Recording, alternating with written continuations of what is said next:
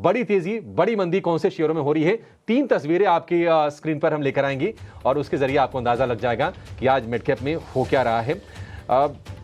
बड़ी जो पिक्चर है वो क्या है, आप ये देखिए। एसबीआई कार्ड्स, कल भी हमने अच्छी तेजी देखी है और अब मक्वारी की आउटफॉर्म की रेटिंग आई है एसबीआई कार्ड को लेकर।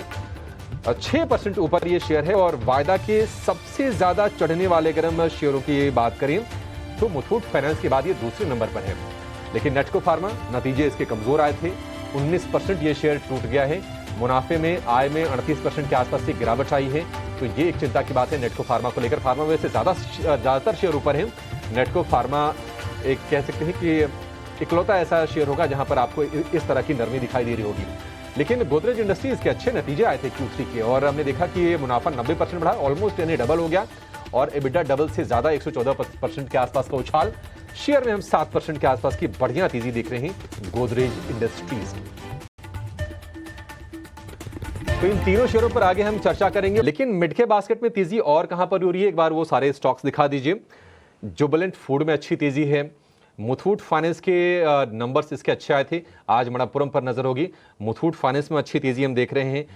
एसेट क्वालिटी में भी सुधार आया है मुथूट की, तो ये शेयर चल रहा है। वोडाफोन आइडिया शुरुआत कमजोर हुई, लेकिन कमजोर शुरुआत के बाद फिर ये शेयर रफ्तार पकड़ रहा है। डीओटी से को लेकर जो खबर आई थी बैंक गारंटी वाली, उसके बाद उस पर कुछ क्लैरिफिकेशन कंपनी की तरफ से, हमने सुबह बातचीत भी की थी शेयर को लेकर और कमजोर शुरुआत के बाद रिबाउंड अच्छा कर रहा है ये। गोदरेज प्रॉपर्टीज, गोदरेज ग्रुप में तेजी है। गोदरेज इंडस्ट्रीज, गोदरेज प्रॉपर्टीज दोनों शेयर चल रहे हैं। इसके अलावा मेटल में सेल, फार्मा में अरविंदो फार्मा, जीआईसी और एक और फार्मा का शेयर लुपिन और अरविंदो फार्मा, दोनों में अच्छी तेजी आज के सत्र में हम देख रहे हैं।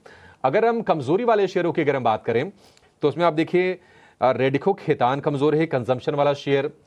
ब्लू स्टार अगेन एक कंजम्पशन रिलेटेड शेयर ये भी है, ब्लू स्टार में कमजोरी है। बाटा इंडिया ये भी कमजोर है और गॉडफ्रे फिलिप्स ये कंपनी सिगरेट कारोबार से टोबैको वाली कंपनी है, ये इसमें भी कमजोरी हम देख रहे हैं। तो ये 4 शेयर कमजोरी वाले हो गए हैं। एक बार जरा चेक करते हैं कि सेल में कितनी तेजी और होगी। श्रीकांत जी, आज हम मेटल में चमक देख रहे हैं और दिक्कत यह है कि सारे के सारे ये ट्रेडिंग वाले ही शेयर हैं, कोई बड़ा व्यू बना नहीं सकते क्योंकि सिक्लिकल स्टॉक्स होते हैं मेटल में। आप बताइए कि अगर किसी को, अगर मान लीजिए हफ्ते 10 दिन का भी व्यू रखे अगर ट्रेड करना हो, तो आपके हिसाब से मेटल में अच्छा मूव कहां दिख रहा है आपको?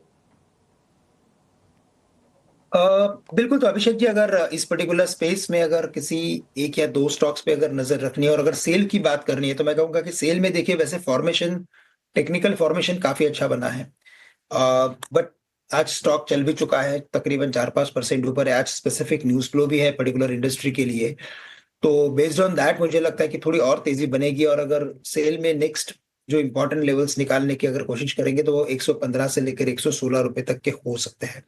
लेकिन ये स्पेस में अगर देखा जाए तो मुझे लगता है कि जिंदल स्टील एंड पावर ये एक स्टॉक ऐसा है जिसे हम करंट लेवल से भी खरीद के चल सकते हैं।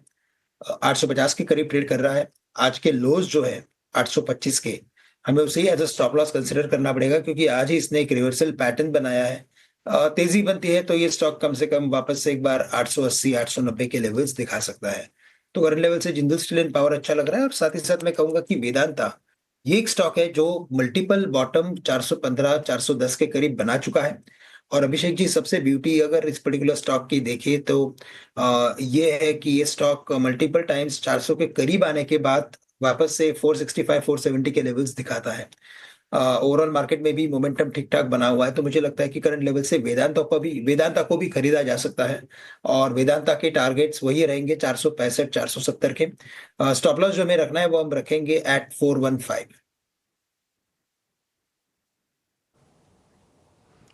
ठीक है, 460-70 के टारगेट, 415, 415 रुपए का स्टॉप लॉस। तो रिस्क रिवॉर्ड रेशियो के लिहाज से वेदांता भी एक बढ़िया आपके लिए पिक हो सकता है। कार्ड आपको मैंने बोला था, जरा देखिए बताइए सर, एसबीआई कार्ड्स कितना अभी और चल सकता है और क्या फ्रेश लॉन्ग कर सकते हैं इसमें? बिल्कुल। तो देखिए, अगर एसबीआई कार्ड्स की अगर बात करें तो यहाँ पे शॉर्ट टर्म तो मुझे लगता है कि थोड़ा सा ट्रेडर्स के लिए डिफिकल्ट होगा, बिकॉज 5-6% स्टॉक चल चुका है।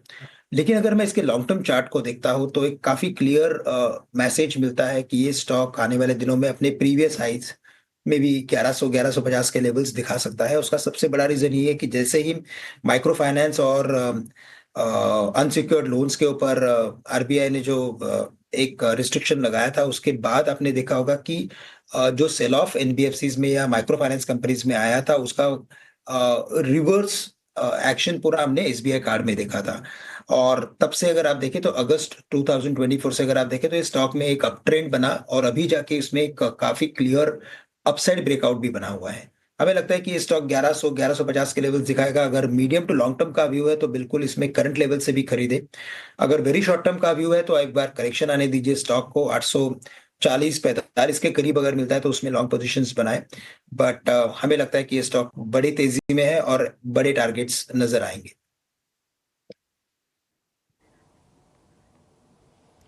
ठीक है, बड़ी तेजी में है, बड़े टारगेट नजर आएंगे। 1100 रुपए के टारगेट हैं ये श्रीकांत जी की तरफ से एसबीआई कार्ड को लेकर। महीने भर में करीब 20% की तेजी ये शेयर दिखा चुका है। आपको स्क्रीन के निचले हिस्से पर जहां स्टॉक आप देख रहे हैं उसमें आपको ये भी पता चल जाएगा कि इस शेयर की चाल किस तरह की रही है। लेकिन थोड़ी देर पहले अभी गेल को लेकर हमें कुणाल ने बताया एक ऑप्शंस की स्ट्रेटजी। लेकिन अगर हम ऑयल एंड गैस वाले बास्केट की ही बात करें तो उसमें आईजीएल में भी आज अच्छी तेजी है। 200 रुपए के आसपास ना उस लेवल को ये पकड़ के रखने की कोशिश में। आपको बता दें कि बोनस आया था, 400 रुपए के आसपास का भाव था। उसके बाद ये बोनस के बाद ये शेयर 200 रुपए का हो गया। 1:1 का बोनस आया था इस पे। आईजीएल में किस तरह के मूव्स की उम्मीद करें श्रीकांत जी? चलेगा शेयर ये?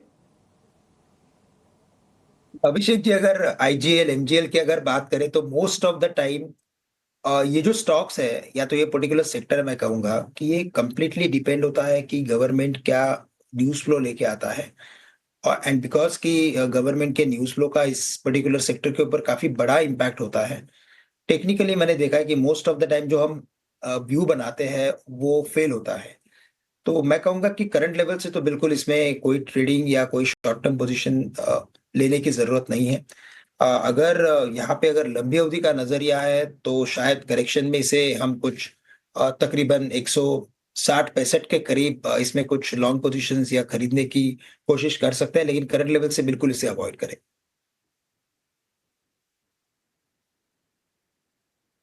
ठीक है, अवॉइड करना है आपको करंट लेवल से। आईजीएल थोड़ा नीचे जाएगा, 160-65 के रेंज में अगर मिल जाए तो फिर बेहतर एक एंट्री पॉइंट आपके लिए बन सकता है।